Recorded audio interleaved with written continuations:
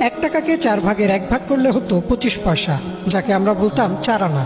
এই 4 আনায় পাওয়া যেত নাবিস্কো লজেন্স। রং বেরঙের কাগজে মোড়ানো এই লজেন্সই যেন ছিল সে যুগের শিশুদের আনন্দের উৎস। শুধু লজেন্স না, পাওয়া যেত কালার গাম নামের লম্বা এক ধরনের চুইংগাম। বেশ কিছুক্ষণ চাবালে ম্যাজিকের মতো সাদা চুইংগাম হয়ে যেত গোলাপি। এছাড়াও ভাঙা প্লাস্টিক বোতল বা লোহা লক্কর দিয়ে পাওয়া যেত হাওয়াই মিঠাই বা কটকটি।